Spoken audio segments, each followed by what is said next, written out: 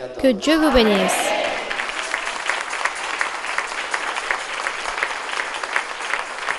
Bonjour, mes très chers frères et très chères sœurs.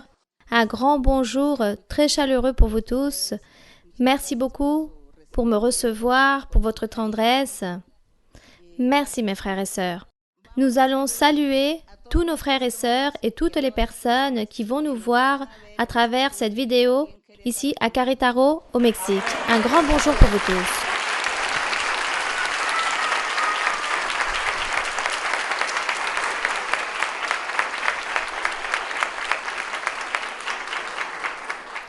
Dans le psaume chapitre 6, maintenant les frères et sœurs savent que nous avons terminé Job. Nous avons terminé le livre de Job, maintenant nous sommes en train d'étudier les psaumes. Et dans ce psaume, chapitre 6, l'Église du Seigneur, ou les croyants en Jésus-Christ, ou un croyant en le Seigneur, souffre la persécution, souffre les calomnies, souffre les tristesses, les tribulations. Il souffre, et le Seigneur Jésus-Christ, comme c'est le haut-parleur, celui qui parle pour nous, car il est l'intermédiaire. Le Seigneur Jésus-Christ se présente au Père céleste et il parle pour nous. Lui, il expose la situation que nous avons devant le Père. Mais le Seigneur Jésus, lorsqu'il va voir le Père, il ne dit pas « Père, l'Église ou la congrégation ou les croyants ou un tel et un tel sont en train de souffrir, ils sont poursuivis. Ils souffrent. Et eux, ils me disent de te demander si tu peux les bénir, si tu peux les garder. » Le Seigneur ne fait pas cela. Mais le Seigneur Jésus, en tant que tête de l'Église, en tant que tête de l'Assemblée, il se présente au Père et il dit « Je viens te parler, mon Père, de mon corps, qui est l'Église, de mon corps, qui est l'Assemblée, les croyants. Ils sont en train de souffrir, ils ont plein de problèmes. Et comme c'est mon corps, alors moi aussi je suis en train de souffrir et devant toi je viens t'exposer ma tribulation, ma peine, ma tristesse devant toi. » Voilà ce que fait le Seigneur. Il parle pour nous, car nous sommes ceux qui souffrent. Mais lui, il se présente au Père en disant que c'est lui. Et nous allons le prouver. Et ici, dans le chapitre 6 de Psaume, lisez le verset 1, mes frères. « Éternel, ne me punis pas dans ta colère, et ne me châtie pas dans ta fureur. » Est-ce que vous pensez que le Seigneur Jésus-Christ a dit cela pour lui-même? Non, il a parlé pour nous. Car nous lui donnons un motif à Dieu pour qu'il puisse nous châtier et nous punir. Donc Dieu se présente au Père. « Ne me châtie pas, je suis la tête, mon corps, ce sont ces croyants qui souffrent. Ne me châtie pas avec ta colère, mon Seigneur, non. » Il dit « Aie pitié de moi, Éternel, car je suis sans force. Guéris-moi. Éternel, car mes os sont tremblants de la douleur, de la maladie. » Mais ce n'était pas celle du Seigneur Jésus-Christ, mais de qui? De ces croyants qui souffrent, qui sont malades, qui vivent remplis de tribulations, d'amertume, de tristesse. Continuons et lisons le verset 3. « Mon âme est toute troublée, et toi, Éternel, jusqu'à quand ?» Voilà ce que nous disons. « Seigneur, mais nous avons prié. Je te prie, je te clame à travers la prière. Donne une solution à mon problème, change ma situation. Je continue dans la même vie. Qu'est-ce qui m'arrive, mon Seigneur? » Nous disons cela. Le Seigneur Jésus le sait, et c'est pour cela qu'il dit « Je vais reprendre la prière, la douleur de toutes ces personnes et je vais me présenter au Père pour qu'il soit bon. » Donc c'est pour cela, lorsque vous lisez Psaume, là, vous pouvez refléter votre vie dans certains psaumes, vous pouvez voir votre situation. Cela m'arrive à moi aussi je souffre de cette façon. Mais maintenant, vous savez, et vous dites, Seigneur, Père, regarde ma prière, écoute-moi, je suis en train de souffrir au nom de Jésus, ton Fils, qui est ton intermédiaire. Et nous continuons ici dans le verset 4. Reviens, Éternel, délivre mon âme. Sauve-moi à cause de ta miséricorde. Continue. Car celui qui meurt n'a plus ton souvenir. Qui te louera dans le séjour de mort? Alors nous dirions au Seigneur, si par exemple quelqu'un est poursuivi, il sent qu'on est en train de vouloir lui enlever la vie, on le menace, et vous dites, Seigneur, si je meurs si jeune, je ne vais pas pouvoir te servir, je ne pourrai pas te servir, je ne pourrai rien faire pour toi. Là-bas, dans ma tombe, je ne pourrai pas te glorifier, t'honorer. Alors que si je continue à vivre, si tu me gardes, tu me protèges et je continue à vivre un peu plus, je pourrai évangéliser, parler de toi à beaucoup de personnes et beaucoup se convertiront. Et en plus de cela, je te louerai, je te glorifierai et je vais pouvoir louer ton nom et les autres personnes aussi et ils vont se réjouir en louant ton nom. Vaut mieux être vivant que mort, que être là-bas sous terre. Car mon esprit peut-être sera avec toi, mais là-bas ce n'est pas la même chose, car toi tu as besoin de moi ici. Alors, tu veux ici que je gagne beaucoup de personnes, beaucoup d'âmes pour toi. Et c'est pour cela qu'il dit, car celui qui meurt n'a plus ton souvenir. Donc, dans le séjour des morts, qui te louera? Car un corps qui est mort, des os, qu'est-ce qu'ils vont glorifier Dieu? Ils ne vont pas pouvoir évangéliser. Donc ici, ce n'était pas le Seigneur qui parlait. Il parlait pour nous, pour les nécessités, pour ce que nous, possiblement, nous avons besoin et nous voulons dire au Seigneur. Regardez tout ce que vous devez dire au Seigneur et vous n'êtes même pas rendu compte. Vous lisiez peut-être psaume, mais vous n'avez peut-être pas compris et vous pensiez que vous ne saviez pas prier. Et vous dites, non, moi je ne sais pas prier, je ne sais pas quoi dire à Dieu, je n'ai pas de mots, je n'ai pas de paroles, je prie 5 minutes et ensuite je n'ai plus de répertoire. Non, pourquoi 5 minutes? Si vous lisez tous les psaumes, combien d'heures vous allez gaspiller en train de parler à Dieu de tellement de choses? Alors vous voyez, on peut dire, Seigneur, si je suis malade, à quoi je sers? Malade, je ne peux rien faire. Je ne peux pas me valoir par moi-même. Alors pourquoi je vis? Si je veux vivre, c'est pour gagner des âmes pour toi, pour te servir. Donc, guéris-moi de cette maladie qui est incurable, guéris-moi de ces douleurs, pour que je puisse te servir. Vous voyez qu'on a des mots pour prier le Seigneur. Oui, nous avons des paroles pour prier le Seigneur.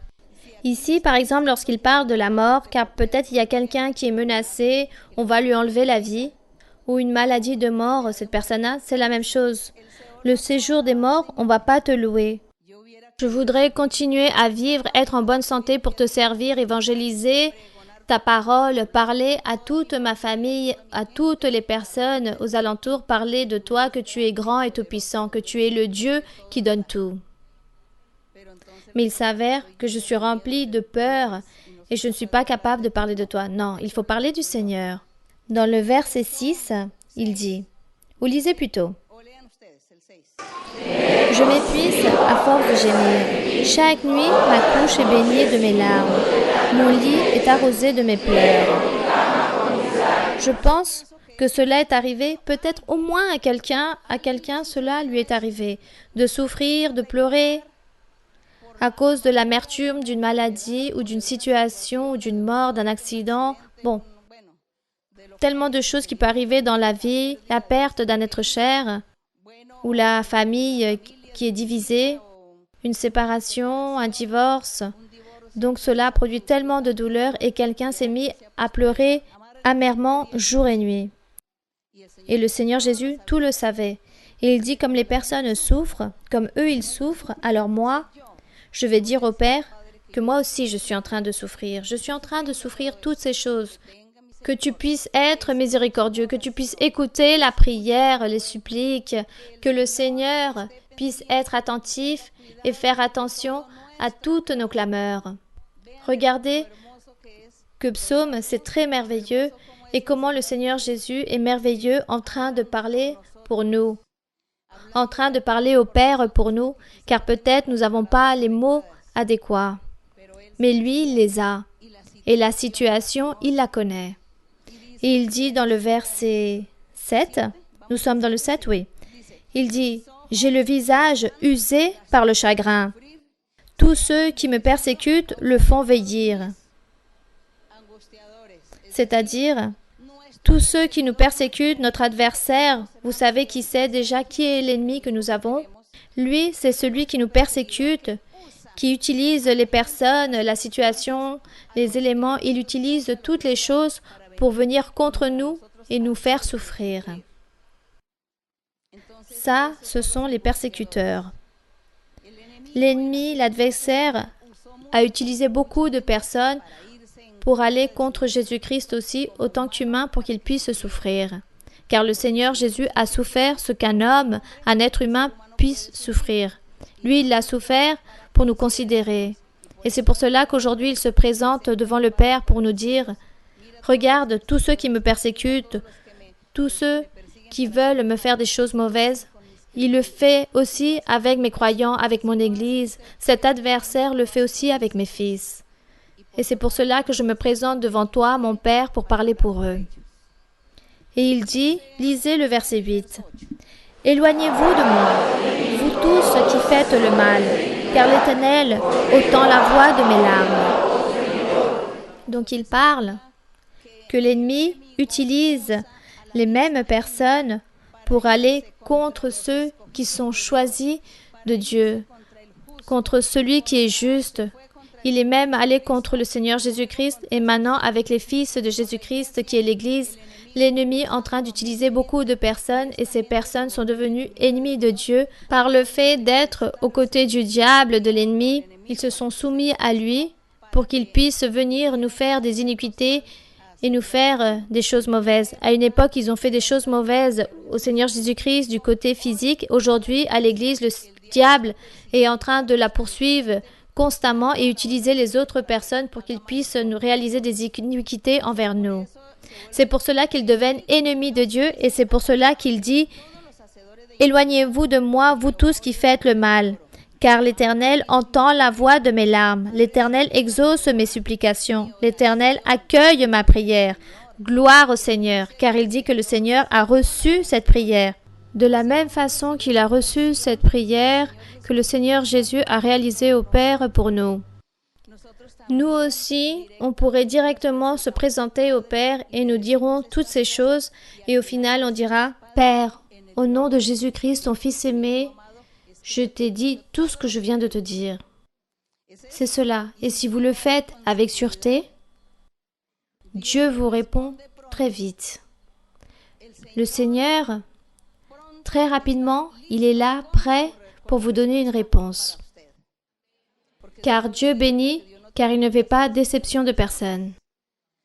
Le Seigneur, toujours, il est en train de regarder celui qui a un cœur affermi, un cœur qui aime Dieu.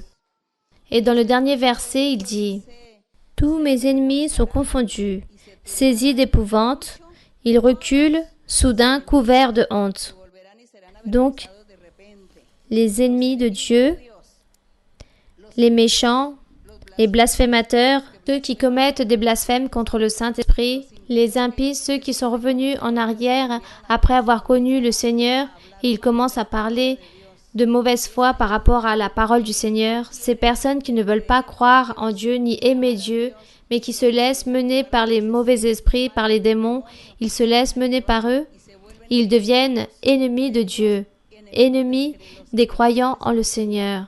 C'est pour cela que le Seigneur dit que toutes ces personnes, le Seigneur va les châtier, puis ils les couvriront de honte, car Dieu leur a donné beaucoup d'opportunités, ils n'ont voulu jamais les accepter.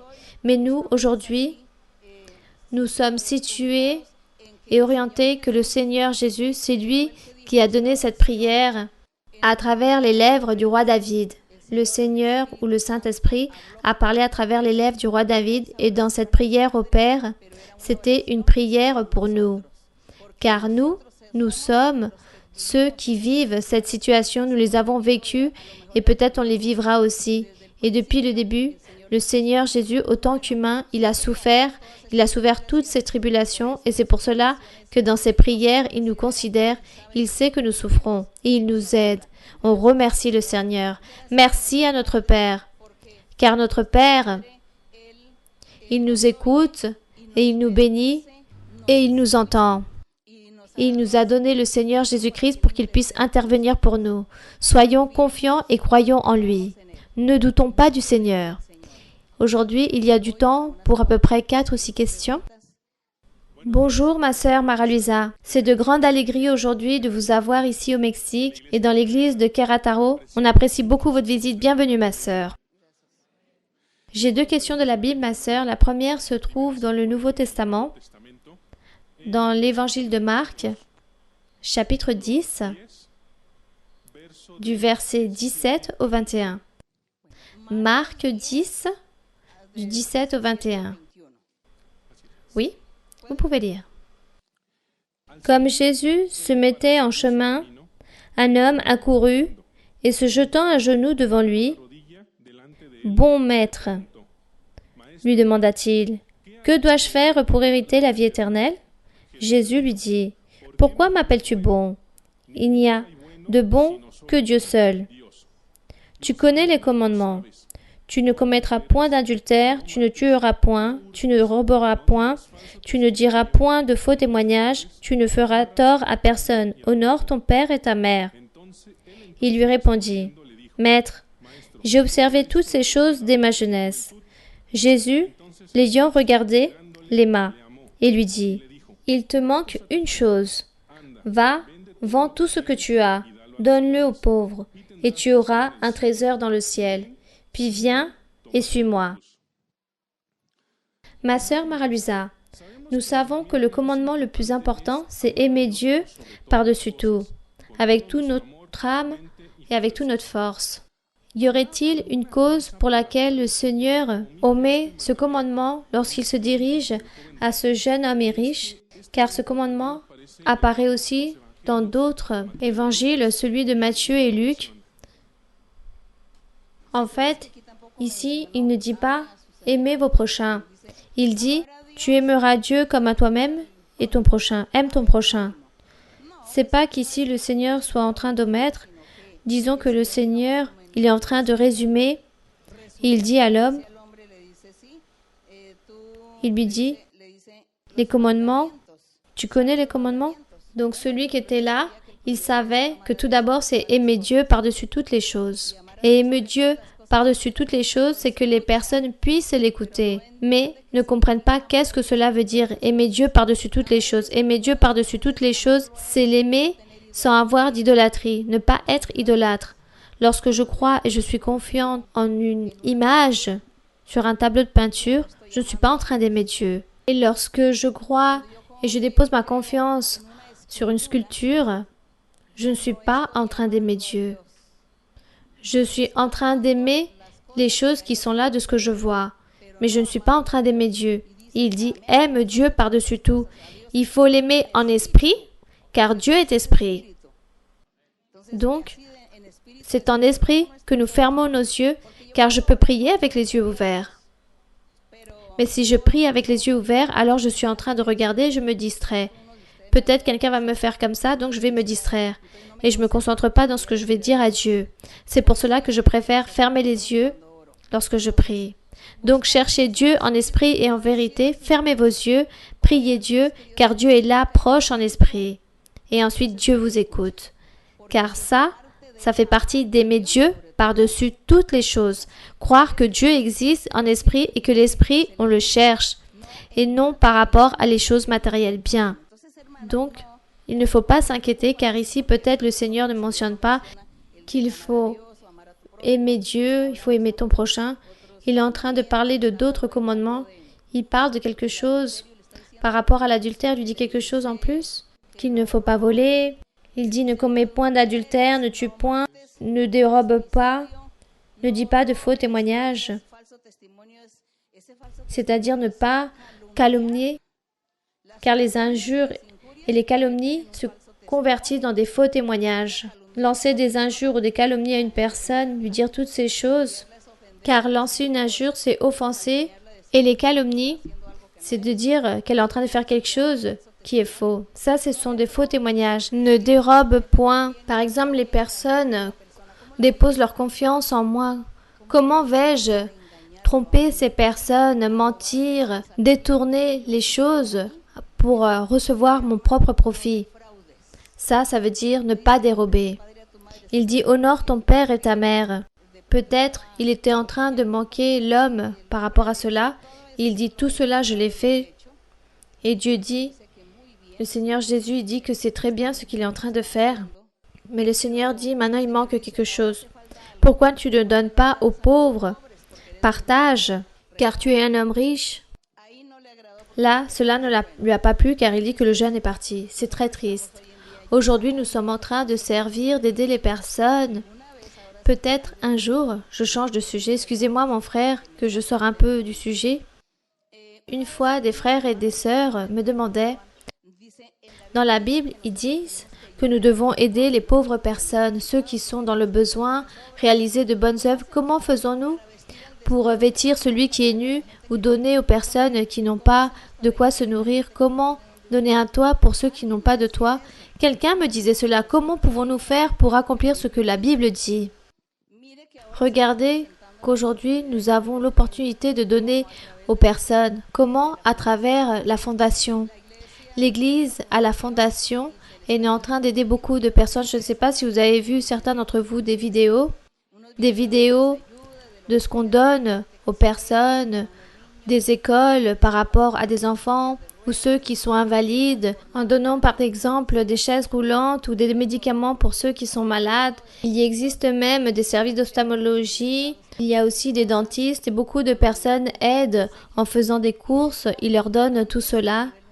Et tout cela dans le monde entier. Les frères et sœurs, les chefs d'entreprise sont en train de donner et ils aident de cette façon. Vous voyez que nous sommes en train d'accomplir ce que dit ici la Bible, d'aider celui qui est en besoin. Et nous accomplissons avec tous ces règles. C'est une partie de ce que Dieu a dit à ce jeune. Il te manque quelque chose. Vends tout ce que tu as et partage-le, donne-le aux pauvres. Et à cette époque-là, il n'y avait pas de fondation. Mais il y avait d'autres façons d'aider les personnes. Et ça, aujourd'hui, c'est ce que nous devons faire aussi. De cette façon, nous sommes en train d'accomplir les commandements du Seigneur. Quelle est votre question, mon frère? Merci beaucoup. L'autre question se trouve dans Philippiens, toujours dans le Nouveau Testament, dans le chapitre 1, du verset 3 au 6. Je rends grâce à mon Dieu de tout le souvenir que je garde de vous, ne cessant dans toutes mes prières pour vous tous, de manifester ma joie au sujet de la part que vous prenez à l'Évangile depuis le premier jour jusqu'à maintenant. Je suis persuadé que celui qui a commencé en vous cette bonne œuvre la rendra parfaite pour le jour de Jésus-Christ. Ma sœur Mara-Luisa, les personnes du monde entier ont une mentalité, ou plutôt le concept, que la perfection n'existe pas. Nous, dans l'Église, nous savons qu'elle existe et que nous pouvons atteindre cette perfection. Et encore plus en voyant le témoignage que vous nous donnez. Merci. Oui, les personnes, ou anciennement, nous avions un concept de la perfection très différent. Anciennement, nous pensions que la perfection, c'était que la personne ne marche pas ayant les pieds sur terre, mais qu'elle est errante dans l'air, qu'elle ne mange pas, elle ne boit pas, elle ne dort pas, elle ne fait rien, elle ne rit pas, elle part en vacances mais ne s'amuse pas, car tout était mauvais, tout était un péché. Donc c'était un corps glorieux, disons spirituel, car les esprits, c'est eux qui ne mangent pas, ils ne vont pas dans les lieux, dans ces vacances, dans les restaurants. Les esprits ne font pas cela. C'est la matière, c'est la personne physique, l'être humain. Donc la perfection, c'était cela, c'était un corps glorieux, mais qui n'avait pas les pieds sur terre. Cette personne ne mangeait pas car tout était mauvais. Cette personne n'avait droit à rien, cette personne parfaite. Cela n'existe pas. Même la Bible n'a pas mentionné que ça, c'est la perfection. La perfection, c'est ne pas réaliser ces péchés que le Seigneur Jésus a dit, par exemple, à ce jeune, lorsqu'il lui dit « Honore ton père, ta mère, n'adultère pas, ne vole pas, ne tue pas, ne dérobe pas, car dérober, de là vient les tromperies, le détournement, voler l'argent aux personnes, mentir aux personnes pour en profiter, faire toutes ces choses, faire des choses mauvaises à une personne avec la vengeance, avec la rancune, avec la haine. Donc donner et faire des choses mauvaises à une personne ou d'enlever la vie à une personne ou faire qu'on le menace, sentir de l'orgueil, son cœur. Si cette personne sent de l'orgueil, cette vanité, tout cela, il faut l'abandonner. Donc, lorsque nous sommes mariés avec toutes ces choses dans notre cœur, car toutes ces choses ont été émergées à l'intérieur de notre cœur, lorsque tout cela sort du cœur, alors on dit que cette personne est parfaite. L'apôtre Paul dit que lui, il était parfait. Je ne sais pas si vous avez lu cela. Je vous invite à lire les épîtres de l'apôtre Paul, car là-bas il y a beaucoup de doctrines et lui il disait qu'il était parfait. L'apôtre Paul disait cela. Donc nous allons nous perfectionner de quelque chose. Par exemple, si j'étais envieuse, maintenant je ne suis plus envieuse. Qu'est-ce que cela veut dire? Je suis parfaite par rapport à l'envie.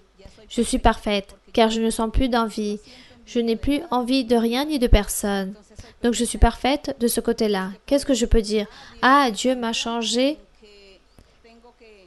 car je dois avoir de la miséricorde et aimer toutes les personnes. Car avant, peut-être, je n'aimais pas les personnes et je faisais des exceptions. Il y avait en moi comme cet orgueil, cette rébellion. Maintenant, je suis parfaite en cela. Je suis bonne et je les aime. Maintenant, je suis parfaite en cela car j'ai la miséricorde envers ces personnes et je ne fais pas d'exception. Vous voyez, qu'est-ce que la perfection? Si quelqu'un s'enivrait tous les jours et après de s'enivrer, il devenait fou, il arrivait pour détruire toutes les choses et frapper toutes les personnes qu'il y avait dans son foyer et maintenant non. Si cette personne aujourd'hui ne commet pas toutes ces choses, ça veut dire qu'elle est parfaite, car elle ne commet pas toutes ces choses à cause de l'ivrognerie. Par exemple, si quelqu'un était très colérique et commençait à lancer des injures, à se quereller, à se disputer avec tout le monde, et maintenant il ne fait plus cela car Dieu l'a changé, qu'est-ce que cela signifie? Qu'il est quoi? Qu'il est parfait par rapport à cet aspect. Donc quelqu'un peut dire, moi je suis parfait dans beaucoup de choses, mais il me manque une, il me manque deux. C'est cela.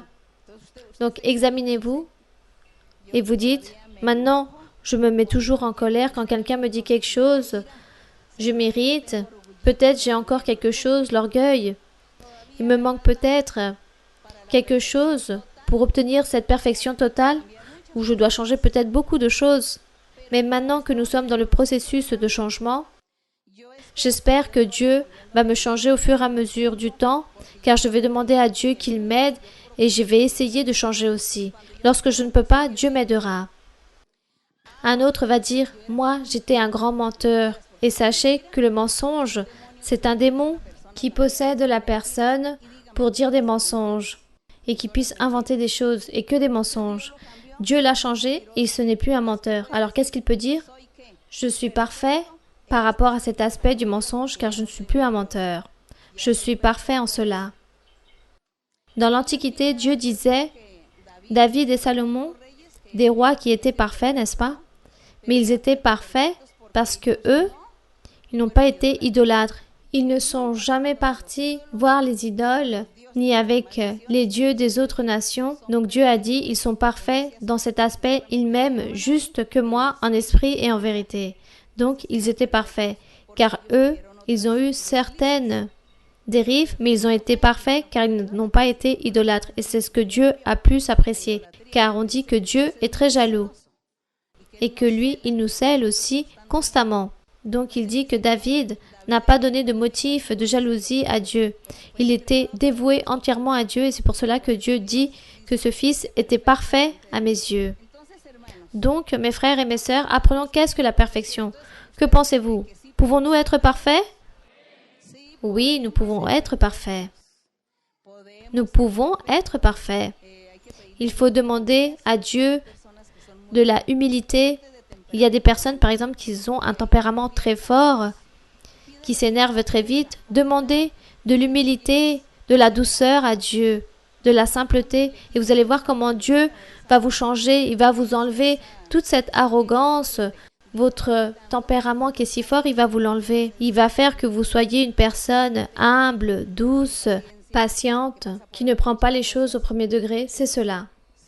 Oui, on obtient la perfection. Donc maintenant, vous croyez? Donc, examinez-vous et voir en quoi vous êtes parfait ou parfaite. Examinez-vous. Et vous allez dire, ah, je suis parfait dans telle chose. Mais maintenant, je suis en train de commencer. Il me manque les autres choses. Non, non, non. J'espère que vous direz, j'ai 80 perfections. Maintenant, il m'en manque que 20. C'est cela. J'ai pu changer beaucoup de défauts que j'avais. Donc, mes frères et sœurs, on peut arriver à la perfection. Mais c'était quoi déjà votre question, mon frère?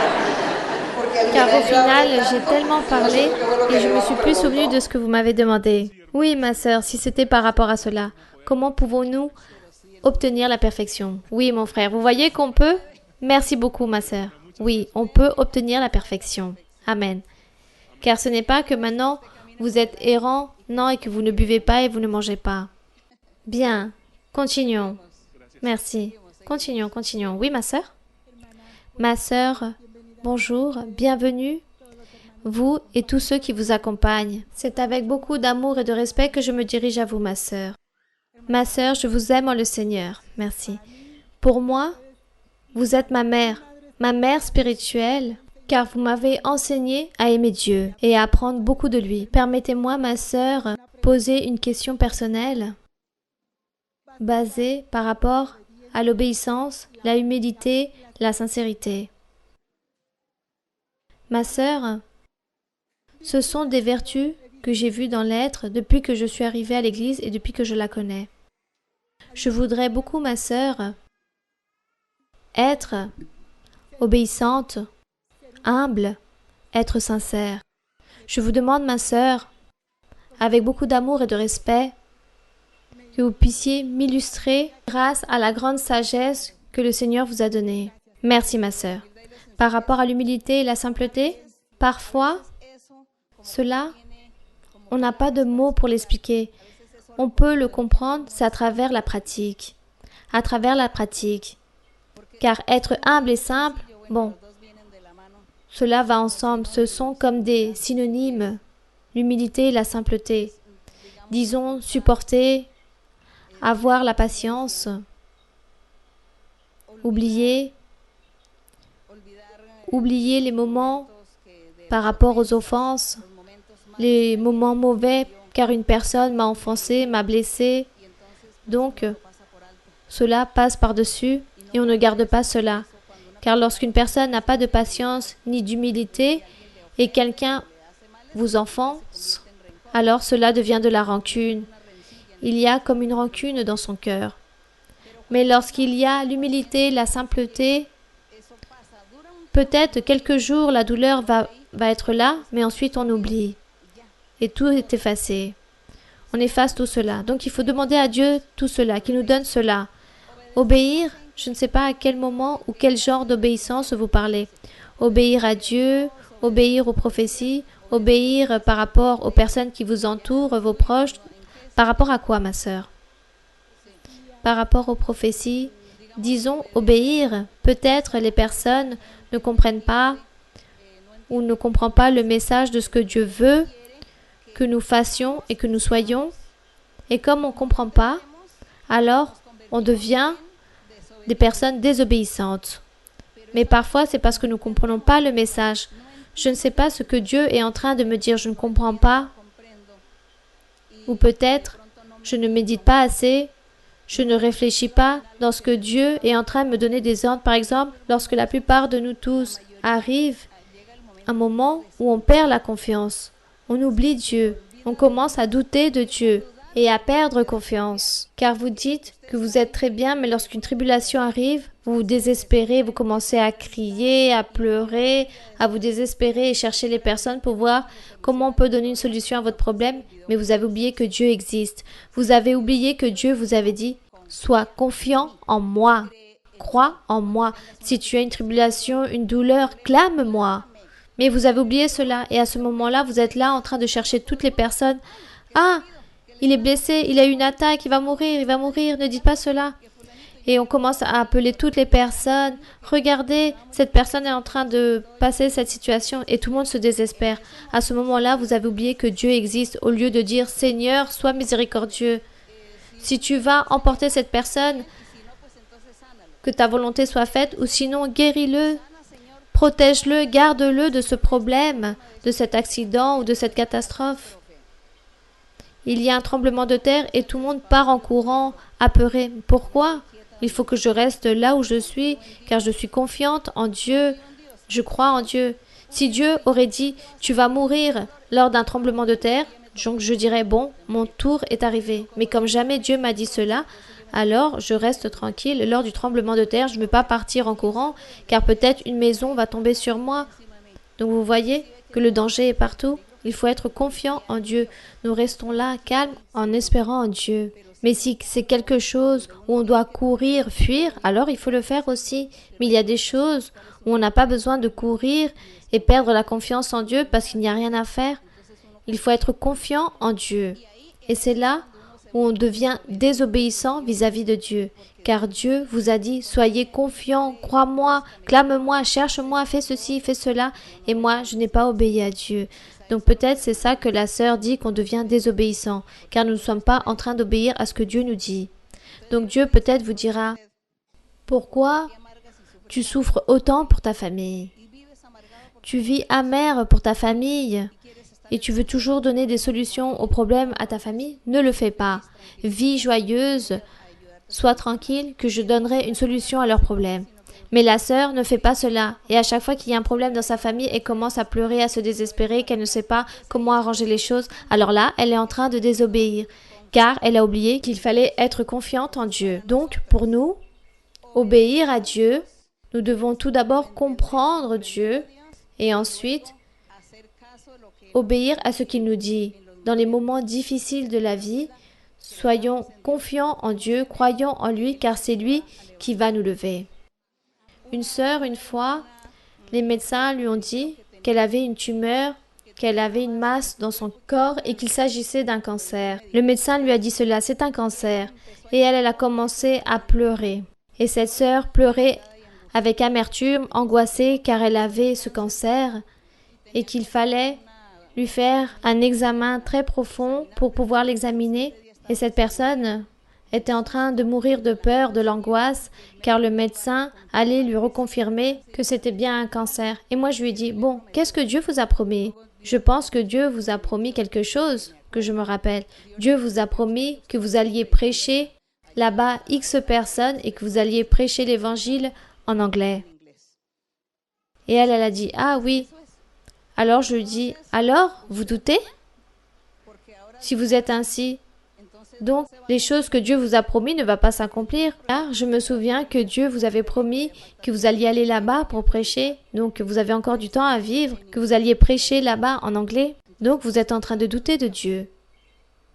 Alors, Dieu se contredit. Car maintenant, vous dites que vous êtes en train de mourir par rapport à ce que vous a dit et vous sentez que vous êtes déjà morte. Car comme vous avez un cancer, alors ça y est, vous allez mourir. Donc, ça y est.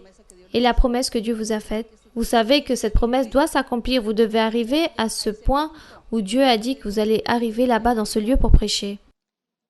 Et après, elle a dit, ah oui, j'avais pas compris cela ainsi. Je me suis laissée mener par l'angoisse.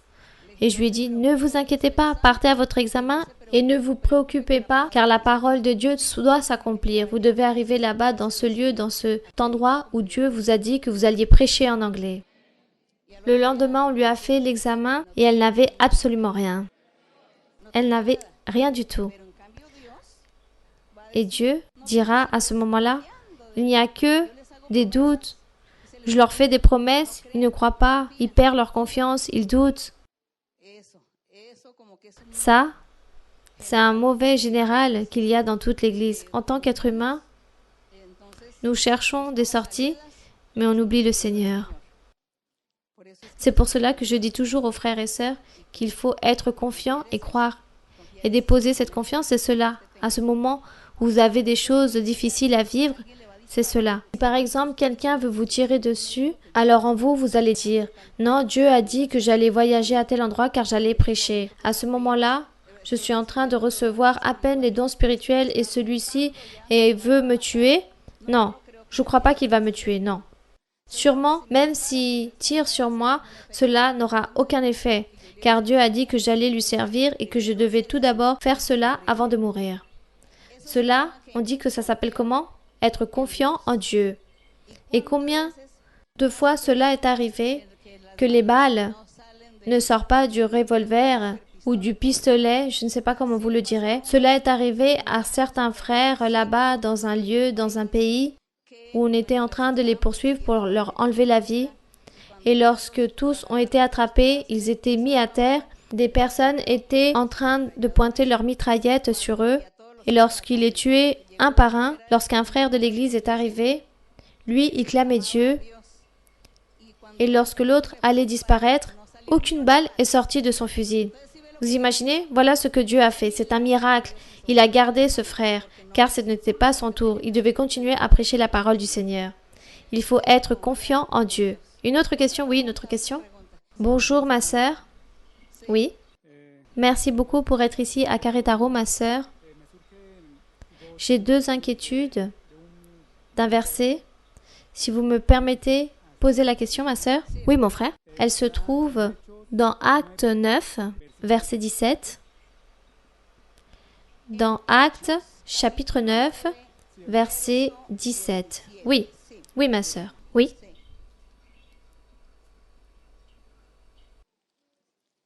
Oui, mon frère. Oui, ma sœur. Si vous me le permettez, c'est deux inquiétudes que j'ai. La première, bon, je vais lire. Ananias sortit, et lorsqu'il fut arrivé dans la maison, il imposa les mains à Saul, en disant, « Saul, mon frère, le Seigneur Jésus, qui t'est apparu sur le chemin par lequel tu venais, m'a envoyé pour que tu recouvres la vue et que tu sois rempli du Saint-Esprit. » Donc mes questions sont, l'apôtre Paul s'est converti à travers son effort ou par l'aide de Dieu, car ici il dit qu'il fut rempli du Saint-Esprit. Et l'autre question, vous nous avez enseigné ici, ma sœur, que nous devons prier, confesser à Dieu tous nos péchés cachés, mais jusqu'où est l'effort du croyant et jusqu'où est l'aide de Dieu, qui nous aide pour laisser ces faiblesses de la chair et pour pouvoir nous convertir. Merci beaucoup, ma sœur, et que Dieu vous bénisse. L'apôtre Paul, il lui est arrivé beaucoup d'expériences dans sa vie, tout d'abord parce que ce fut un plan de Dieu. Rappelons-nous que ce fut un plan que Dieu a eu avec Paul. Tout d'abord, c'était Saul qui poursuivait l'Église car il était juif, pharisien. Il poursuivait l'Église du Seigneur. Mais après, Dieu, le jour où il était là en train de garder les vêtements d'Étienne, on était en train de lapider, le Seigneur lui est apparu et il lui a fait cet appel pour qu'il puisse prêcher l'Évangile. Donc, lorsque Dieu a châtié Paul aussi d'une certaine façon, d'avoir poursuivi l'Église, il est donc devenu aveugle, il était aussi malade, et au milieu de son aveuglement, le Seigneur lui a envoyé un prophète, Ananias, pour qu'il puisse le guérir. Et à ce moment-là, il devait être baptisé en eau, recevoir le Saint-Esprit, les dons spirituels, car Dieu allait commencer enfin ce travail en train d'utiliser Paul. Donc ce fut un plan de Dieu avec lui.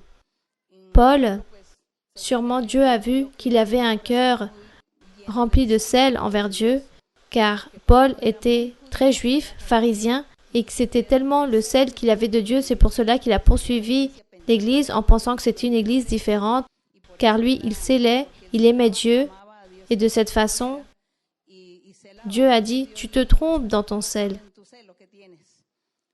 Il lui a enseigné l'Évangile, lui a enseigné la parole, et lui, il se dispose pour tout cela, pour que Dieu puisse l'élever, l'enseigner et le former comme cet apôtre qu'il fut, ce grand apôtre qu'il fut.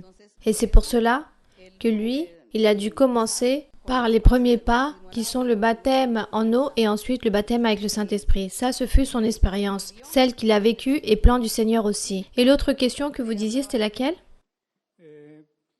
Pratiquement, vous venez de me le répondre, car je pensais que nous, on devait s'efforcer, oui, pour changer. Que vous dites comment faire pour changer, pour plaire à Dieu. Oui, je pense que c'est complexe, car ça vient d'un côté et d'un autre. L'être humain doit disposer un côté et Dieu réalise la partie difficile que l'être humain ne peut pas le réaliser. Dieu le fait. Mais nous, regardez que dans notre cœur, il y a tout. Dans notre cœur, il y a le bon, les choses mauvaises, il y a les décisions, les souhaits, les vœux, tout est dans notre cœur. Si vous voulez plaire à Dieu, alors vous devez vous affermir et dire « je veux plaire à Dieu ». Mais si pour vous, l'orgueil est beaucoup plus fort, car il y a des personnes qui sont très fortes, très orgueilleuses, très rebelles, il y a des personnes qui, par la rébellion, peuvent enterrer ici un couteau afin de ne pas céder. Je préfère que tu m'enfonces ce couteau. Mais je ne veux pas céder, je ne veux pas dire oui, je ne veux pas dire je m'agenouille, je vais changer, je veux. Non, tranche-moi avec ce couteau et tue-moi plutôt.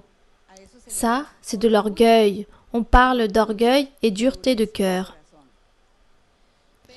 Mais nous, avec Dieu, on ne doit pas avoir cet orgueil, ni cette dureté de cœur.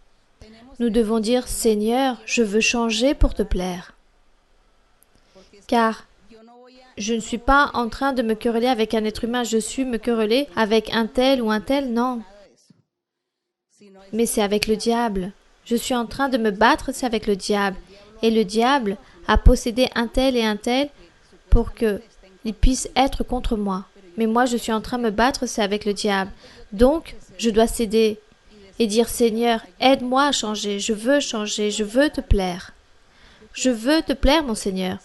Et s'il est nécessaire que je dois m'humilier devant toi, je vais m'humilier. Et si cela te plaît, que je m'humilie dans cette situation, je vais le faire. Car je veux te plaire. Car toi, tu vas me récompenser. Non, ce n'est pas les autres qui vont me récompenser, c'est toi qui vas me élever. Donc, je vais m'humilier. Mais il y a des personnes qui disent, non, je ne vais pas m'humilier. Non, moi, je ne vais pas m'humilier pour que les autres se moquent de moi, pour que les autres disent que moi, ceci, cela. Regardez comment il est, regardez comment il marche. Non, moi, je ne veux pas m'humilier. Les personnes ne vont pas me récompenser. Les personnes ne vont pas m'élever. C'est Dieu. Car je m'humilie et qu'est-ce que cela a changé? Rien. Alors c'est cela. Dans la vie, nous avons beaucoup de défauts, beaucoup de faiblesses, beaucoup de péchés. Et dans tout, nous devons dire au Seigneur, je ne veux pas continuer à suivre dans ce péché que je vis. Je veux changer pour te plaire. Aide-moi à m'enlever cela. Ah non, moi je dois continuer dans cela car mon orgueil me l'exige. Sinon, que vont dire les autres? Ils vont se moquer, ils vont me critiquer. Non. Seigneur, c'est toi qui donnes les récompenses. C'est toi qui élèves. Alors, Seigneur, je veux te plaire. Aide-moi à changer, car je n'arrive pas à changer moi-même. Il y a beaucoup de choses que j'ai enlevées, que j'ai changées, mais il y a d'autres choses que je n'arrive pas. C'est toi qui vas m'aider. Aide-moi à changer. Pour moi, peu importe que les personnes me critiquent, qu'ils se moquent de moi, qu'ils disent tout ce qu'ils veulent. Mais moi, je continue vers l'avant, car c'est toi qui vas m'élever. C'est ça que nous faisons, mes frères et sœurs. Voilà ce que nous devons faire. Mettre de notre côté aussi. Et le reste, Dieu nous aidera. Mais en tout cas, affermissez votre cœur et souhaitez de tout votre cœur plaire à Dieu. C'est cela. Tout d'abord, Dieu en premier lieu. Continuons. Oui? Oui, ma sœur. Bonsoir, ma sœur, que Dieu vous bénisse. Je veux vous remercier par le fait d'être ici aujourd'hui dans l'église. Pour nous, c'est un grand honneur de vous avoir aujourd'hui. Et j'ai une question aujourd'hui à vous faire. Dans les études bibliques, nous avons appris que les malédictions et les sorcelleries vont de génération en génération. Ma question est, si cette malédiction seront lorsque nous arrivons à l'église et nous croyons, ou jusqu'à nous recevons le baptême avec le Saint-Esprit. Certaines malédictions, lorsque nous arrivons à l'Église et nous convertissons de cœur à Dieu, car arriver à l'Église, ce n'est pas arriver, car il y a beaucoup de personnes qui arrivent à l'Église et continuent dans leur péché, continuent dans leur vie, dans leurs pensées, dans leur manière de penser, ne changent pas, alors Dieu ne fait rien pour les personnes. Donc, vous voyez les personnes qui sont tous assis dans la même situation par rapport aux malédictions. Pourquoi? Parce qu'ils ne sont pas convertis à Dieu. Donc, Dieu ne fait rien. Mais lorsque la personne arrive avec cette décision de faire la volonté de Dieu, de plaire à Dieu, de croire en le Seigneur, d'être confiant en lui, il faut changer. Alors Dieu, parfois, endort cette malédiction. Elle reste là, endormie, bloquée. Et du coup, la personne ne prospère plus. Parfois, dans d'autres cas, Dieu enlève la malédiction à la personne. Dans d'autres cas, comme je vous dis, il l'endort et dans d'autres cas, Dieu l'enlève car Dieu regarde, c'est le cœur des personnes. Donc, il y a des personnes qui ne donnent pas leur cœur pour que Dieu enlève ces malédictions. Elles continuent avec leurs sottises, avec leurs faits. Donc, Dieu ne réalise pas cette œuvre car Dieu veut que nous puissions affermir notre cœur et que nous voulons dire « Seigneur, je veux faire ceci, je veux faire cela, Seigneur. » Ce n'est pas juste que Dieu vienne « Ah, tu viens ici, viens, je te change, je te purifie. » Non, moi, en tant qu'être humain, je dis « Seigneur, viens, Seigneur, je veux changer, je veux que tu m'enlèves cela, je veux être avec toi, je veux servir et travailler pour toi. » C'est là quand Dieu commence à agir et à réaliser des miracles par rapport aux malédictions. Parfois, Dieu aussi donne beaucoup de soulagement car il y a de grandes malédictions et il y a des personnes avec de grandes malédictions qui souffrent beaucoup. Mais entre ces membres de famille, j'ai vu que beaucoup souffrent plus que d'autres car l'un se convertit au Seigneur. Donc tout est passager, il continue, il cherche Dieu. Les autres qui ne se convertissent pas continuent avec leurs problèmes, avec leurs liens. Merci ma sœur et que Dieu vous bénisse. Bien, continuons. Oui mon frère. Bonsoir ma sœur, que Dieu vous bénisse. Dans ces derniers jours, ma sœur, j'ai eu l'opportunité de méditer dans un enseignement très beau qui se dit « Apprendre des 3 maîtres », c'est-à-dire du Saint-Esprit, la Bible et des exemples. Mais ma sœur, je crois ici qu'aujourd'hui, nous avons la bénédiction de compter avec un maître par excellence. Ici, c'est vous, ma sœur, et je donne l'honneur et la gloire à Dieu pour cela. Merci.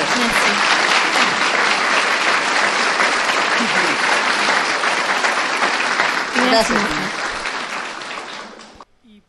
Et aujourd'hui, j'ai cette merveilleuse bénédiction de me diriger à cette servante aimée. Ma sœur, j'ai une question qui se trouve dans plusieurs versets de la Bible. Je vais lire 2 de ce verset. Si vous me le permettez, je vais le lire. C'est Genèse, chapitre 32, versets 1 et 2. Oui, vous me permettez de lire, ma sœur? Genèse 32, versets 1 et 2. Jacob poursuivit son chemin et des anges de Dieu le rencontrèrent. En les voyant, Jacob dit, « C'est le camp de Dieu. » Et il donna à ce lieu le nom de Mahanaïm. Ma question, ma sœur, est, il y a plusieurs versets dans la Bible où il dit que des anges de Dieu se sont apparus et d'autres, c'est des anges du Seigneur. Ma sœur, ma question est, comment eux, ils pouvaient savoir que c'était des anges? Est-ce que c'est un don de Dieu, c'est un discernement où Dieu leur révélait à ce moment-là? Et si nous, autant que fils de Dieu, on pourrait un jour obtenir comme cette sagesse pour faire la différence si celui qui se présente devant nous, c'est un ange. Oui, beaucoup d'anges se présentent que Dieu envoie pour nous aider et on ne s'en rend pas compte, car ils se présentent comme une femme ou comme un homme quelconque. Donc, on ne fait pas la différence. Mais nous savons qu'on reçoit un bénéfice. Mais on ne savait pas que Dieu avait envoyé ses anges. Dans l'Antiquité, le peuple ancien disait que l'ange de l'Éternel apparaissait. Et les personnages qui ont vu l'ange de l'Éternel, c'est eux qui savaient par révélation de Dieu que c'était l'ange de l'Éternel. Dieu leur révélait que c'était l'ange de l'Éternel et c'est pour cela que eux, ils avaient beaucoup de respect et faisaient un honneur et une révérence à l'ange de l'Éternel.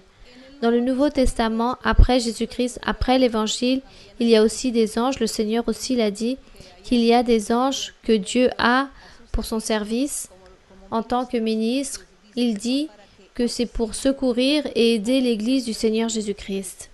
Pour cela sont les anges. Il dit qu'ils secourent. Et eux, ils sont donnés par révélation. Lorsque ces anges apparaissaient, eux, ils savaient que ça venait de Dieu. Par révélation, selon les circonstances, la situation dans le temps d'avant, aujourd'hui, c'est plus difficile que nous puissions faire la différence d'un ange qui va venir nous aider à cause des personnes, le modernisme. Avant, dans le désert, il y a eu des hommes qui se sont apparus. Ils savaient que c'était un ange de Dieu, car ici, il n'y a aucune construction. Il n'y a pas un moyen de transport. Donc, le fait qu'il s'apparaisse devant moi, ça vient de Dieu. On pouvait le distinguer très facilement. Aujourd'hui, aussi, Dieu nous aide de cette façon, mais on ne se rend pas compte. On ne se rend pas compte à quel moment Dieu a envoyé un ange pour nous aider par rapport à quelque chose. Peut-être vous allez au gouvernement et vous avez besoin de faire une transférence de papier et peut-être vous avez toujours eu des difficultés et un jour quelqu'un est arrivé, la même personne qui était là est arrivée, vous aide et réalise toutes vos démarches et vous n'êtes pas rendu compte que c'était un ange qui a été pris par cette personne et qui a réalisé tout sur votre dossier. Et vous dites non. J'ai tellement souffert durant tout ce temps et en un seul moment, cette personne si gentille, si généreuse, regardez comment elle m'a aidé. Donc c'est Dieu, la main de Dieu en train de vous aider. Un ange que Dieu a établi ici pour qu'il puisse vous aider. Bien, cela ne signifie pas que nous devons vénérer les anges ou que nous devons invoquer les anges. Non. Dieu utilise les anges pour notre bénéfice. Comme il peut arriver, par exemple, qu'un jour, vous soyez dans une situation, dans un lieu particulier, et qu'il y ait 20 personnes, 20 truands qui veulent vous voler ou veulent vous attaquer avec des armes. À ce moment-là, Dieu veut vous garder, vous protéger. Et il fait qu'une armée ou des gardes civils viennent et s'apparaissent à ce moment-là. Et ces malfaiteurs voient qu'il y a des policiers autour d'eux, mais il s'avère que c'était des anges que Dieu avait envoyés, mais en fait, il n'y avait réellement personne. Mais en les voyant, les brigands ont fui, ils ne vous ont fait aucun mal. Cela arrive, et c'est pour cela que je le raconte. Donc peut-être que Dieu fait voir des visions aux autres pour voir ce qui ne existe pas. Une fois, là-bas en Colombie, dans une ville, il y a eu des frères de l'église qui ont été poursuivis par des personnes pour les enlever, pour les séquestrer. Et Dieu a fait que l'armée puisse apparaître et garder ces personnes. Sinon, il fait voir à ces personnes mauvaises des gardes du corps, c'est comme ça qu'on dit ici, des gardiens de sécurité, des gardes du corps. Il fait que eux ils puissent voir cela, mais ce sont des visions qu'ils voient, des anges que Dieu établit à côté de vous pour vous garder. Cela est arrivé avec beaucoup de frères dont j'ai déjà écouté les témoignages. Les anges travaillent. Mais n'allez pas dire « Seigneur, envoie-moi un ange pour qu'il puisse me protéger, pour qu'il puisse me garder et m'accompagner. » Non, ne faisons jamais cela. Nous disons « Seigneur, Seigneur, garde-moi, protège-moi. Seigneur, ne permets pas que ce danger, que je puisse tomber dedans car on est en train de me menacer. Protège-moi. » Le Seigneur sera s'il réalise directement son œuvre ou qu'il envoie son ange. C'est cela. Mais nous devons être sages dans la manière de comprendre la doctrine. Et nous remercions notre Dieu car il envoie ses anges véritablement pour nous secourir. Donc, merci Seigneur. Mais maintenant, n'allez pas penser autant aux anges ou sinon vous enlevez la pensée pour Dieu. Il faut toujours penser à Dieu et non aux anges. Bien. Continuons par ici, oui. Ma sœur, bienvenue au Mexique, bienvenue ici à Querétaro. C'est un privilège, c'est un plaisir de me diriger à la servante de Dieu. Continuellement, nous voyons dans les Écritures comment on parle d'Abraham comme notre père de la foi.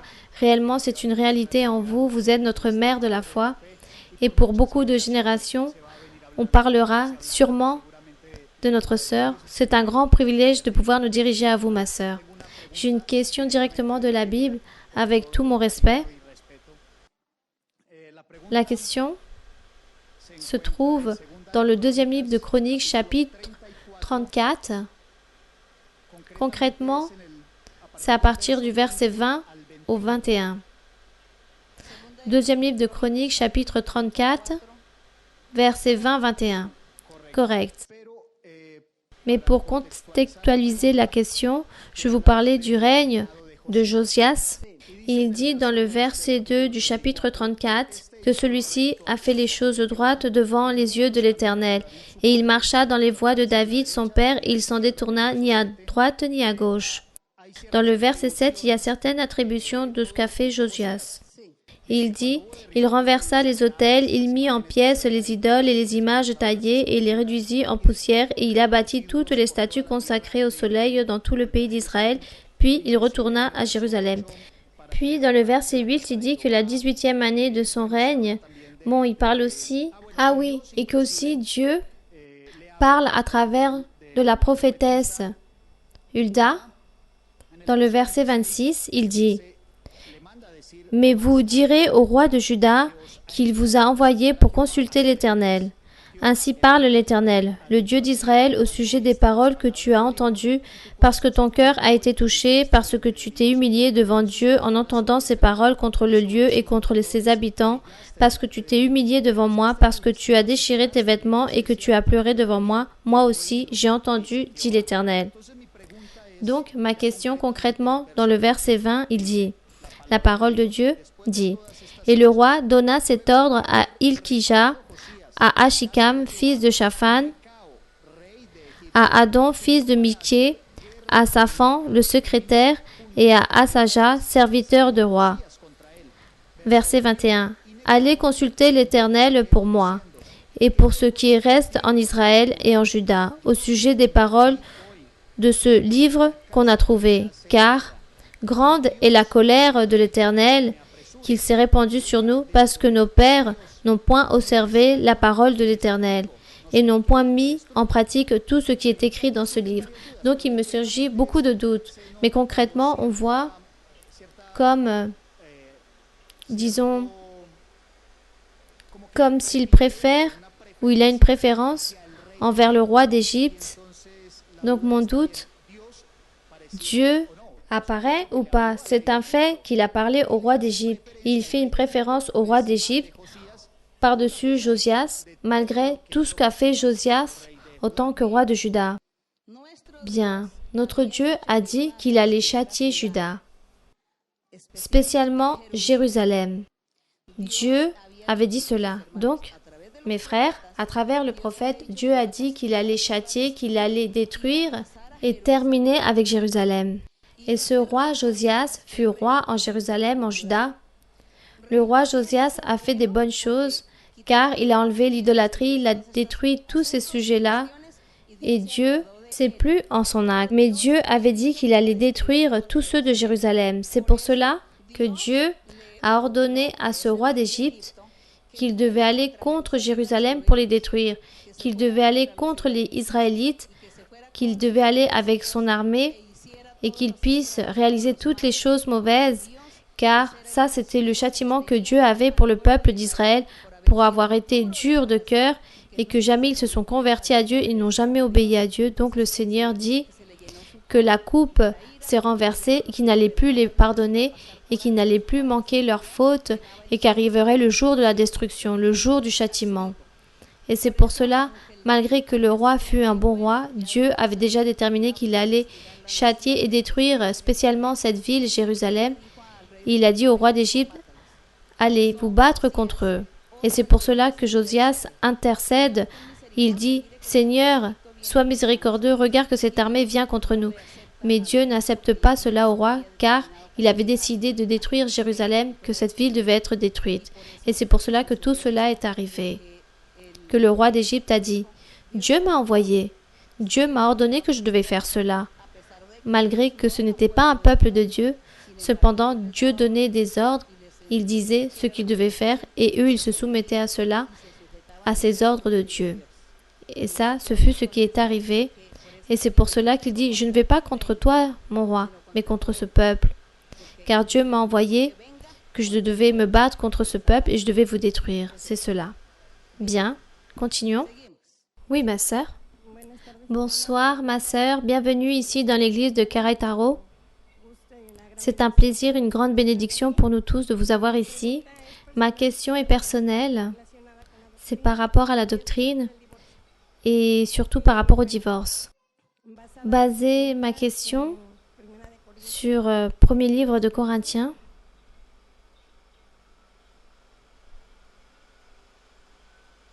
Si vous me le permettez lire. Dans le premier livre de Corinthiens, chapitre 7, oui, versets 10 et 11.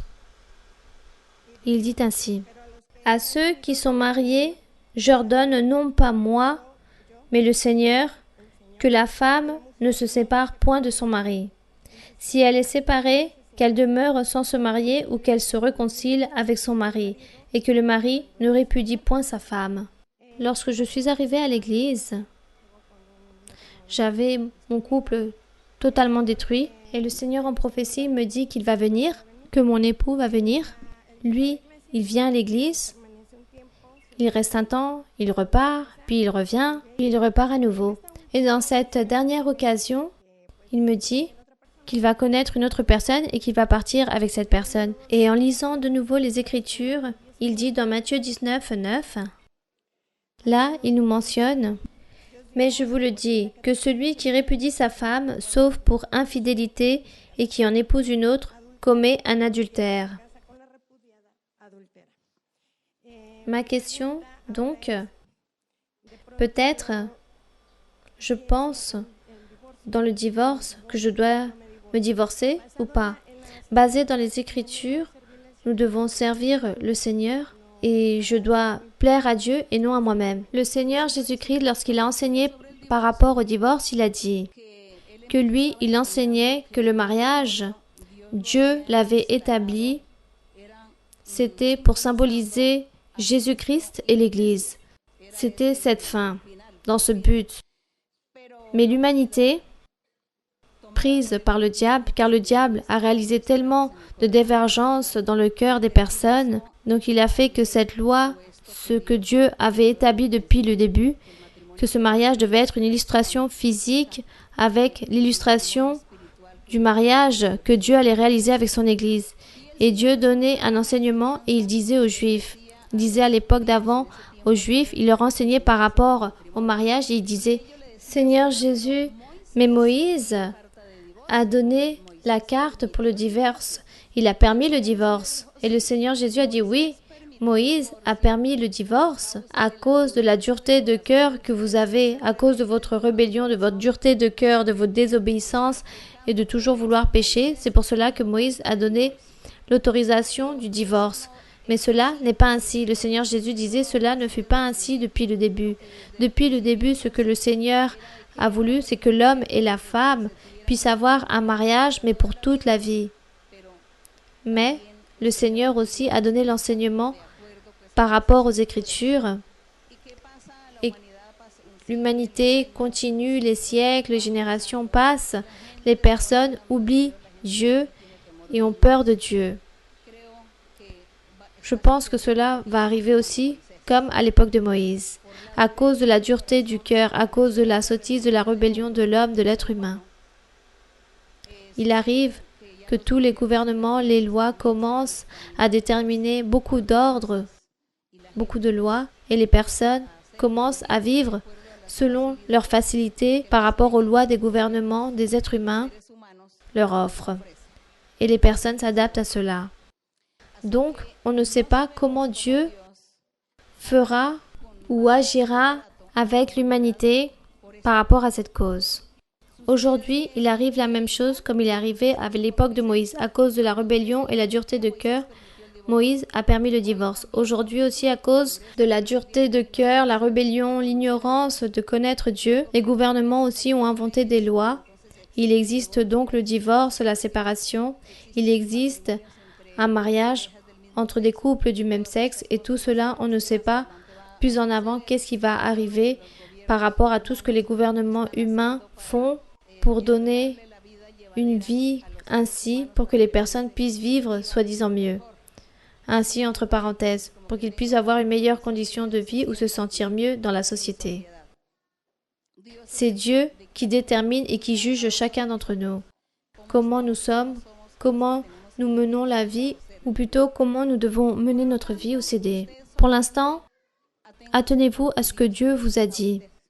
Chacun d'entre nous, nous devons respecter et valoriser, et nous essayons, n'est-ce pas, lorsque les couples se marient ici à l'intérieur de l'Église, que les deux se sont convertis, sont des croyants. Je ne parle pas d'une femme croyante et que l'homme n'est pas converti, ou que l'homme est croyant et la femme ne s'est pas convertie.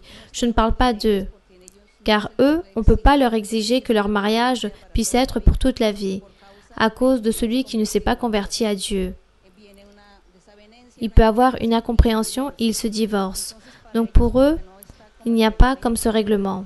Mais un couple, ici à l'intérieur de l'Église, qui grandissent spirituellement, connaissent Dieu et décident de se marier, ils se marient, ils établissent un mariage, alors essayez de vivre toute la vie ensemble. Mariez-vous avec cette mentalité que c'est pour toute la vie et que ça doit être pour plaire à Dieu. Plaire à Dieu, honorer Dieu aussi grâce à cette union. Tout d'abord avec le Seigneur. Essayez cela. Mais si malheureusement il arrive quelque chose de mauvais, que vous n'êtes pas compris, il y a un divorce, c'est Dieu qui jugera. Dieu jugera. Maintenant, personne, ni les êtres humains, peuvent juger. Il n'y a que Dieu qui peut dire qui est le coupable. S'il est coupable ou pas, c'est Dieu qui lui correspond tout cela. Chaque homme et chaque femme, essayez de plaire à Dieu, essayez de chercher Dieu, et vous allez voir comment Dieu vous aidera aussi. Dieu établira toujours cet amour, cette tendresse, la compréhension. Il aidera pour que le couple puisse continuer ensemble. Et s'ils ne sont pas sincères envers Dieu, alors tout se terminera en divorce, comme les personnes du monde. Mais c'est Dieu qui juge toutes ces choses. Donc, disons, n'allez pas vous centrer autant sur cette circonstance, mais soyez pratique et simple. De toute façon, vous n'êtes pas marié ici à l'intérieur de l'Église, vous venez déjà avec un problème de dehors du monde, alors ne vous sentez pas esclave de tout cela, sentez-vous libre et sentez que plus vers l'avant, que ça soit avec le même ou avec une autre personne, Dieu vous donnera une bénédiction vis-à-vis de votre vie sentimentale si vous le souhaitez ou que vous en avez besoin. Ou sinon, c'est Dieu qui agira. Ne vous sentez pas lié ni esclave à cause de cela. Car je connais beaucoup de personnes qui sont venues à l'église, comme le cas de notre sœur. Ils sont venus avec un jour de divorce et ensuite ils se réconcilient, ils se séparent ensuite et à la fin ils se sont vraiment séparés. Et Dieu donne à la fin un couple, un compagnon ou une compagnante à cette personne et cela je l'ai vu. Donc peut-être vous direz que je ne fais pas selon ce que dit la Bible, mais je vis dans la vie pratique, selon comment Dieu parle à chaque personne, quelle est la promesse que Dieu dit à chaque personne. En ça aussi, je me base. Et c'est pour cela que dans ces sujets-là, je n'interviens pas, je respecte, car cela appartient au Seigneur. Car il traite les personnes comme bon lui semble. Donc Dieu fait peut-être des choses comme lui il veut. Moi, je respecte, je fais ce que je dois faire, et le reste, que chacun sache faire les choses.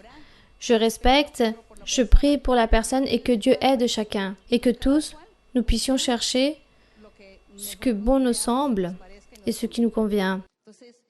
Dans la vie, j'ai toujours essayé de plaire en tout à Dieu et j'ai vu que d'autres font le contraire et moi je ne fais pas ce que les autres font. Mais je fais ce qui bon me semble, ce que j'ai appris de la Bible et comme je veux plaire au Seigneur, alors peut-être je suis exagérée, mais je fais les choses ainsi. Je ne vais pas copier et imiter les autres.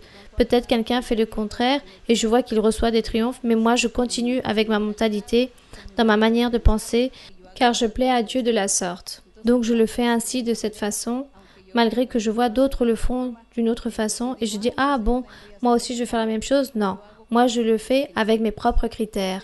Mais Dieu va nous enseigner. Dieu nous enseignera à tous. Au fur et à mesure que le temps passe, il nous enseigne comment doit être notre procédé et comment doit-on agir. Et par rapport au sujet du mariage, c'est un sujet très complexe et nous avons besoin d'être guidés par la main de Dieu. Priez le Seigneur pour qu'il puisse nous aider. Bien, mais vous, libérez-vous de cela. Ne vous inquiétez pas. Oui, mon frère ? Ma sœur, bonsoir, que Dieu vous bénisse. C'est un privilège que vous soyez ici dans notre église. Je voudrais non pas vous poser une question, mais vous raconter quelque chose que j'ai vécu avec vous dans une étude biblique ici même. À la fin, lorsque l'étude biblique s'est terminée et que vous avez commencé à parler des bénédictions, j'ai vu comme une lumière qui sortait de moi et j'ai été jetée là-bas au fond où vous êtes descendu, vous avez marché vers moi et vous m'avez dit « Mon frère, vous vous sentez bien ?» Et je vous ai répondu que oui et vous m'avez ramené comme à mon corps car j'étais là comme ça ici couché. Et c'est un plaisir que j'ai senti à ce moment-là et je me sens honorée et je voulais partager cela avec vous. Oui, c'est une expérience spirituelle que vous avez eue avec Dieu et une libération que Dieu a faite en vous. Merci beaucoup, ma sœur. Amen. Bien, on remercie le Seigneur. Ce sont les miracles que Dieu réalise. Oui. Dieu est bon, ma sœur. Oui. Car vous êtes ici, je peux admirer cette beauté et la grâce, comment Dieu garde, protège son Église, cette dévouance que vous avez lorsque vous nous parlez, lorsque vous nous conseillez. Je veux bénir le Seigneur pour avoir ce privilège d'appartenir à l'Église de Dieu ministérielle de Jésus-Christ international. Ma sœur, j'ai 2 lectures. La première dans le livre de Luc, dans le chapitre 22 du verset 31 au 34. Donc Luc 32, non, Luc 22. Oui, Luc 22 du verset 31 au 34, oui. Je peux lire, ma sœur? Oui. Le Seigneur dit, « Simon, Simon, Satan vous a réclamé pour vous cribler comme le frémont. Mais j'ai prié pour toi afin que ta foi ne défaille point. Et toi, quand tu seras converti, affermis tes frères. » Seigneur lui dit, « Pierre, je suis prêt à aller avec toi et en prison et à la mort. » Et Jésus dit, « Pierre, je te le dis, le coq ne chantera pas aujourd'hui, que tu n'aies nié 3 fois de me connaître. » Ma sœur, ici le diable attaque toujours tous ceux qui cherchent Dieu, qui voulons lui plaire et l'aimer. Ici, on aurait dit que Pierre va passer une situation difficile. Je voudrais savoir comment Dieu va permettre la réprimande, non le fait qu'il puisse le chouchouter ou pas, car il peut le faire, mais jusqu'à quel point un être humain peut vivre ces expériences. Car moi, j'ai vécu beaucoup de tribulations, beaucoup d'attaques du diable, et je ne veux plus les vivre. Je veux être joyeux. Je veux que vous puissiez m'expliquer, que vous puissiez me développer ces versets, ma sœur. Avant toute chose, ne devenez pas amer à cause des tribulations que vous avez vécues. Pour les souffrances et les tribulations que vous avez vécues, ne soyez pas amer et ne dites pas que vous supportez plus. Car le diable écoute, et il va commencer à vous attaquer par là. Dites plutôt, ce sont des tribulations, des problèmes, des difficultés que je vis dans la vie, mais je suis là. Je suis là, debout, Dieu va me garder, il me protège, il m'aide, le Seigneur m'aidera. Alors, ne sentez pas que vous êtes là-bas vaincu et que vous ne supportez plus et que vous ne voulez plus recevoir une autre tribulation, un autre problème. Ne dites pas cela. Ne dites pas cela car l'ennemi est là en train d'écouter. Il dit « Ah, celui-ci, je connais son point faible, alors je vais établir des tribulations pour qu'il ne revienne plus à l'église, pour qu'il ne croie pas à Dieu et qu'il revienne en arrière. » Voilà ce que fait l'ennemi. Revêtez-vous plutôt de courage. Soyez vaillants. Le fait que vous soyez vivant et debout, cela signifie que Dieu vous a béni et que Dieu a un plan avec vous et que Dieu vous regarde et il sait. Mais peut-être que toutes les tribulations et les problèmes que vous avez vécus, c'est parce que Dieu a voulu vous mettre à l'épreuve. Laissez-vous mettre à l'épreuve, soyez forts, soyez vaillants, fermes en le Seigneur. Peu importe ce qui vous arrivera, peu importe ce qui viendra, je suis là, face à mon Dieu, car je veux plaire au Seigneur et je veux servir au Seigneur. C'est cela, ne vous inquiétez pas, ne vous préoccupez pas. Et ici, lorsque le diable demandait au Seigneur Jésus-Christ qu'il puisse permettre, réprimander tous les apôtres, c'est-à-dire faire ceci, cela, pour qu'ils puissent tomber, qu'ils puissent les faire chanceler, que tout le mal arrive sur eux. Et Dieu disait, je ne vais pas permettre tout cela, car j'ai un plan avec eux. Ils vont tous me servir. Ils prêcheront, ils vont tous servir dans mon église. Je pense que Dieu aussi vous a parlé que vous allez lui servir, prophétiser, que vous allez prêcher, que vous allez faire beaucoup de choses. C'est cela. Donc Dieu dit, ne vous inquiétez pas pour les tribulations, car moi, je t'ai ici ferme pour que tu puisses continuer et que tu fasses pour ce que je t'ai appelé. C'est cela. Donc Dieu vous a fait un appel et vous devez accomplir cet appel avec vous. Et le reste, ne vous inquiétez pas, ne sentez pas de la peur, car si vous avez peur, le diable connaît votre peur, il vous attaque encore plus. Donc, vous ne devez pas vous sentir ainsi. Et ici, le Seigneur a gardé ses apôtres. Oui, ils ont été persécutés, très persécutés même, mais ils sont morts le jour où Dieu a voulu qu'ils meurent, non quand le diable a voulu. Et nous sommes ainsi aussi. Donc, la volonté de Dieu fait qu'elle est en train de se réaliser en nous. La volonté du Seigneur, non ce que le diable veut. Nous sommes ici fermes en le Seigneur. Je n'ai pas peur du diable. Je ne vois pas pourquoi je dois avoir peur du diable, car le Seigneur est avec moi. Et lui, il va me garder, il va nous protéger. Donc, courage avant tout. Il dit que le règne de Dieu, c'est pour les courageux, pour ceux qui sont vaillants. Et vous savez, qui étaient les vaillants de la Bible? Sûrement, vous avez lu, mais vous n'êtes pas rendu compte. Les vaillants de la Bible, c'était des hommes spécialisés dans l'armée, dans le peuple d'Israël ou dans toute l'armée des nations, il y avait des vaillants. Il dit que le roi David avait 10 ou 12 vaillants dans son armée. Et les vaillants, c'était des géants. C'étaient des hommes géants, grands, forts. Et eux, ils portaient l'armure de fer qui pesait je ne sais combien de tonnes. Ils se battaient avec l'autre vaillant de l'autre armée. Et celui qui tombait, c'était le perdant, car une fois qu'il était par terre, ce vaillant ne pouvait plus se lever à cause de la pesanteur de son armure. Donc l'ennemi, l'adversaire, venait et le tuait.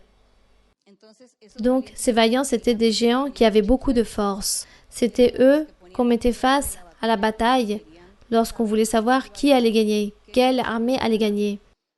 Et c'est pour cela que Dieu, le Seigneur Jésus, illustre en disant aux croyants, en nous disant aussi que nous soyons vaillants, comme ces vaillants qui s'affrontèrent et qui portèrent sur eux un poids très lourd dans leur corps, une armure pour pouvoir gagner l'adversaire. Ainsi, nous devons être vaillants, car le Seigneur veut que nous soyons ainsi, et c'est eux qui iront au ciel à la vie éternelle, tous les vaillants et non les lâches. Donc, que Dieu puisse nous bénir, que Dieu vous bénisse, et toutes les personnes qui nous voient à travers les vidéos, et tous ceux et celles qui prennent leur temps pour pouvoir apprendre la doctrine, que Dieu vous bénisse énormément. Et ici, mes très chers frères et très chères sœurs, que Dieu vous bénisse, que Dieu soit avec vous, et nous allons maintenant prier notre Dieu pour que Dieu puisse réaliser des miracles. Si vous êtes malade du cancer, ou avez reçu une malédiction, ou des sorcelleries, des envoûtements, vous avez des mauvais esprits qui vous perturbent, peu importe la maladie, le besoin, la pétition que vous avez, levez votre main ou posez votre main ici sur votre cœur et dites à Dieu, vous savez déjà comment parler à Dieu. Et c'est ce que nous allons faire aujourd'hui pour que Dieu puisse se manifester, même s'il s'est déjà manifesté avec ses bénédictions. Nous allons donc prier à Dieu. Béni soit notre Père céleste, béni soit notre Dieu Tout-Puissant. Merci Seigneur pour cette journée que nous avons été ici face à ta présence. Nous avons médité, nous avons lu la Bible, nous avons parlé de toi, c'est très merveilleux de parler de toi. Nous nous réjouissons, nous sommes très joyeux à chaque fois que nous parlons de toi. Dans notre cœur, il n'y a pas assez de place pour exprimer l'allégresse que nous avons en parlant de toi, mon Seigneur, en parlant de tes merveilles, en parlant de ton amour, de ta miséricorde, en parlant de ton pouvoir, de ton existence. Tu es merveilleux, tu es grand, mon Père, tu es grand. Grand lorsque nous t'avancons avec tout notre cœur, avec tout notre être, avec toute notre âme. Et le plus grand est aussi que tu nous écoutes, que tu nous écoutes, Seigneur, car ça c'est ta promesse que tu as faite, que tu nous écouteras et que tu nous béniras. Donc aujourd'hui, mon Seigneur, devant ta présence, mon Seigneur, j'établis ici tous les frères et sœurs qui sont ici, et même ceux qui n'ont pas pu venir, qui nous voient à travers la vidéo, Que Seigneur, tu puisses réaliser des miracles, que tu puisses tendre ta main miraculeuse, puissante, et que tu sois, Seigneur, en train de guérir, que tu sois en train de guérir toute maladie physique du corps. Guéris, Seigneur, de la tête aux pieds, les organes internes et les organes extérieurs. Que tu sois, Seigneur, en train de guérir et en train d'enlever toute maladie, toute douleur. Seigneur, enlève cela. Je te demande aussi, Seigneur, pour les maladies morales, que tu puisses chasser tout mauvais esprit qui veulent posséder les corps des personnes pour les tourmenter, que tu enlèves tout mauvais esprit, que tu puisses libérer, que tu puisses rompre les chaînes, les liens, que tu enlèves, Seigneur, toutes les malédictions et que tu puisses détruire toutes choses mauvaises. Donne la paix, la joie, l'allégresse, Seigneur. Bénis-les, Seigneur, tous à travers cette libération, à travers cette guérison spirituelle aussi. Béni soit le Dieu Tout-Puissant. Et aussi, Seigneur, je te demande que toi, Seigneur, tu puisses regarder et écouter la prière de chacun selon leurs pétitions et selon leurs nécessités, à travers les souhaits qu'ils ont dans leur cœur et les pétitions que eux ils ont devant toi. Toutes leurs nécessités, Seigneur, regarde-les. Père Saint, écoute-les. Écoute, mon Père. Sois bon. Merci, Père.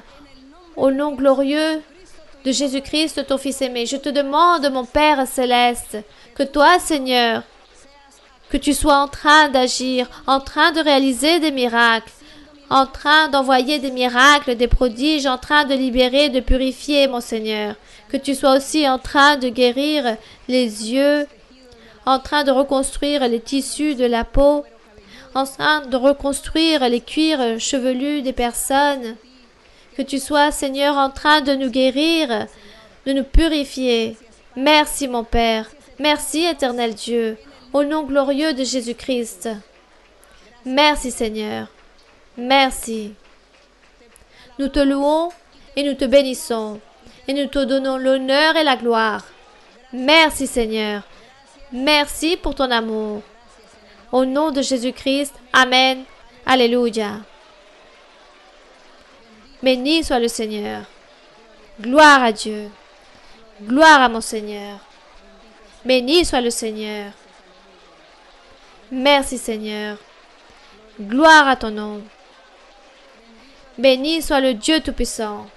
Dios está aquí, qué precioso es, Él lo prometió donde hay dos o tres. Dios está aquí, qué precioso es, Él lo prometió donde hay dos o tres. Quédate, Señor, quédate, Señor, quédate, Señor, en cada corazón. Quédate, Señor, quédate, Señor, quédate, Señor, en mí. Oh Cristo mío, haz de mi alma un altar para adorarte con devoción. Oh Cristo mío, haz de mi alma un altar para adorarte con todo el corazón. Dios está aquí, qué precioso es, Él lo prometió donde hay dos o tres. Dios está aquí, qué precioso es, Él lo prometió donde hay dos o tres. Quédate, Señor, quédate, Señor, quédate, Señor, en cada corazón. Quédate, Señor, quédate, Señor, quédate, Señor, en mí. Oh Cristo mío, haz de mi alma un altar para adorarte con devoción. Oh Cristo mío, haz de mi alma un altar para adorarte con todo el corazón. Merci à notre Dieu. Que l'honneur soit pour notre Dieu. Gloire à notre Dieu. Merci au Seigneur pour cette journée. Au nom de son Fils aimé, notre Seigneur Jésus-Christ de Nazareth. Que l'honneur et la gloire soient pour lui pour toujours. Merci beaucoup et que Dieu vous bénisse. Et à bientôt mes frères et sœurs. Que Dieu vous bénisse. Merci.